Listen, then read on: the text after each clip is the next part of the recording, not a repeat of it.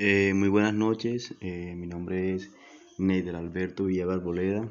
El día de hoy vamos a estar compartiendo el tema de estadística descriptiva y análisis de contenido.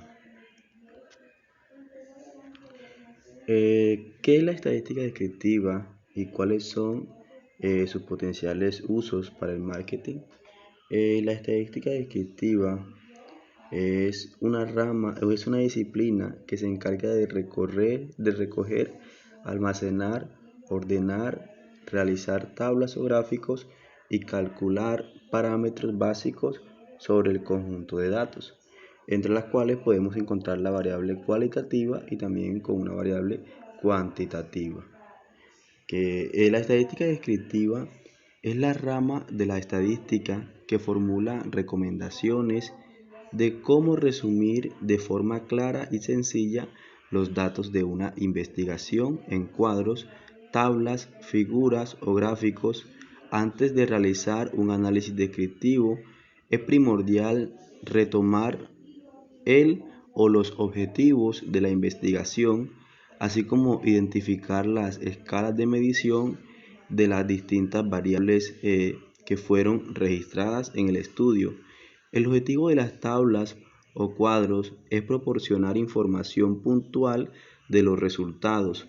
Las gráficas de la estadística descriptiva muestran las tendencias y pueden ser histogramas, representaciones en pastel, cajas con bigotes, gráficos de líneas o de puntos de dispersión. Las imágenes sirven para dar ejemplos de conceptos o reforzar hechos. La selección de un cuadro o un gráfico o una imagen debe basarse en los objetivos del estudio. ¿Qué aportes o qué aporte tiene esto aportar al marketing?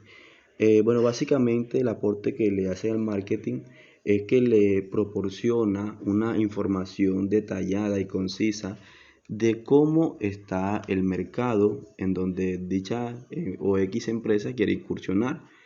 Eh, Básicamente para eso, como decíamos anteriormente, se utilizan ya sean variables cualitativas o variables cuantitativas. Entonces ese es este punto. La intención es de llevar a la empresa una información clara y concisa. Cabe destacar que al momento que se realice esta investigación, se incorpore, ya como tenemos el marketing, como incorporarla inmediatamente, o sea, de ponerla en marcha, los resultados que obtienen a través de esta estadística descriptiva, porque los resultados puedan ser concisos en el tiempo, en el tiempo que se hace la estadística, en ese mismo tiempo pueda llevarse a cabo también. Dice, según la lectura estadística descriptiva, Rendón Macías describe las principales consideraciones que deben considerar al elaborar cuadros o tablas. Básicamente para elaborar cuadros o tablas hay que tener en cuenta que estos consisten en matrices de datos que permiten determinar cifras puntuales sobre las mediciones realizadas y constan de tres partes fundamentales: el título, el cuerpo, que es la cabecera de tabla, y matriz de datos, y los acontecimientos o aclaraciones.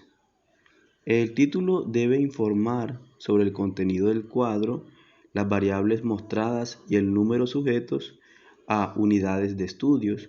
La primera fila del cuadro mostrará los encabezados de cada columna.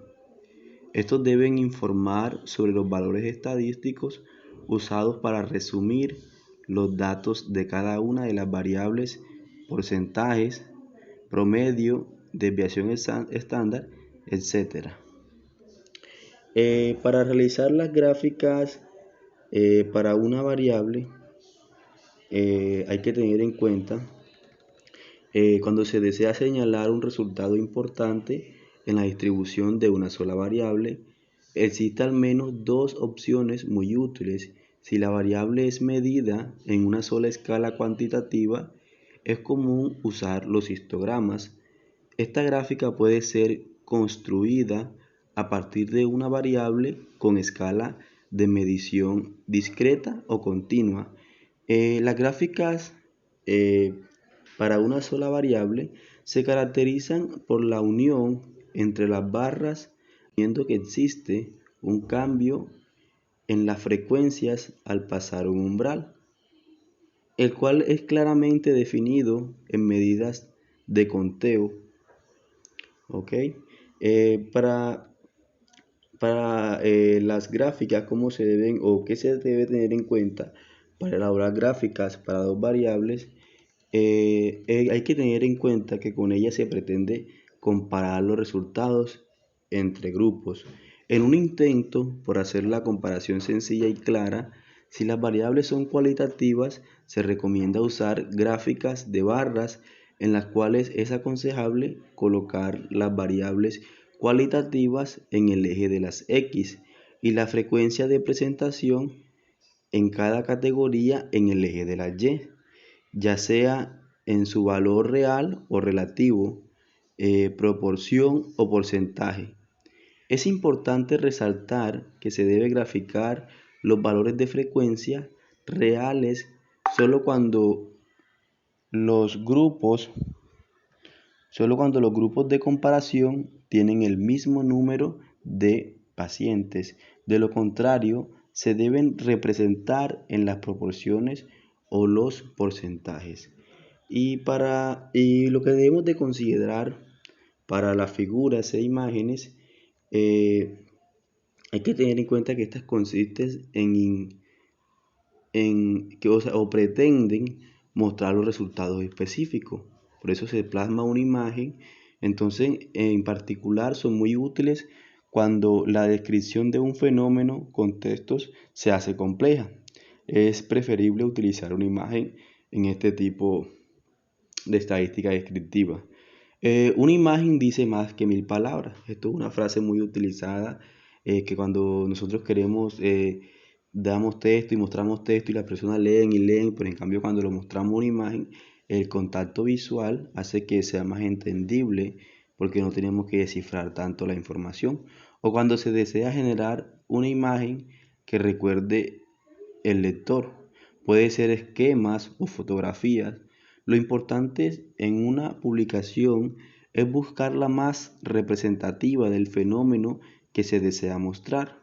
Siempre es conveniente que sea de alta calidad y, como en los casos anteriores, no debe faltar un pie de la figura, o sea, debe estar completamente la imagen que explique el propósito y puntualice los detalles que deberán observarse, que sea fácil para la persona al momento de ver esta imagen tenga en cuenta qué es lo que se quiere mostrar o qué es lo que se quiere argumentar.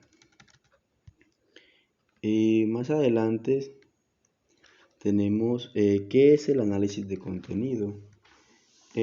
Actualmente el análisis de contenido se puede considerar como una forma particular de análisis de documentos.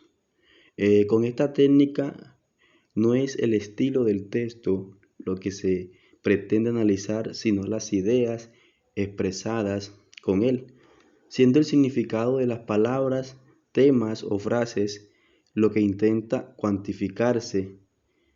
Es una técnica, el análisis de contenido es una técnica de investigación que pretende ser objetiva, sistémica y cuantitativa en el estudio de contenido manifiesto a la comunicación. También puede considerar el factor común de estas técnicas múltiples y multiplicadas desde el cálculo de frecuencias suministradoras de datos hasta la extracción de estructuras que se traducen en modelos. Esto es lo que tiene que ver con el análisis de contenido. También el análisis de contenido utiliza unos procedimientos que obligan a fijar un tiempo entre el estímulo y el mensaje y la relación interpretativa, desempeñando el papel de técnicas de ruptura frente a la intuición fácil para la persona que desea. Esta técnica se centra en la búsqueda en los vocablos u otros símbolos que configuran el contenido de las comunicaciones y se sitúan dentro de la lógica de la comunicación. Más adelante tenemos cuáles son los pasos para realizar un análisis de contenido. Bueno, hay que tener en cuenta, o es evidente, que el interés del análisis de contenido no reside solo en la descripción de contenidos, sino en lo que estos, una vez tratados, podrían enseñarnos relativo a otras cosas. Estos conocimientos deducidos de los contenidos pueden ser de diversa índole, puede ser psicológica, sociológica, histórica o económica. A pesar de que a veces no lo parece, el análisis de contenido es un método muy empírico. Depende del tipo de discurso en que se encuentre y el tipo de interpretación que se persigue. Sin embargo, no le falta razón cuando afirma que realmente el análisis de contenido podemos decir que no existen plantillas ya confeccionadas y listas para ser usadas, simplemente se cuenta con algunos patrones bases, a veces difícilmente traspasables, como el caso de la eliminación próxima o la de descodificación de respuestas en una pregunta abierta, de cuestionarios cuyo contenido se liquida rápidamente por temas. La técnica del análisis de contenido adecuada al campo de objetivos perseguidos es necesario inventarla o casi inventarla. Es un tipo de análisis muy empírico que va de acuerdo a lo que necesita o adaptarlo de acuerdo a la investigación que estamos persiguiendo.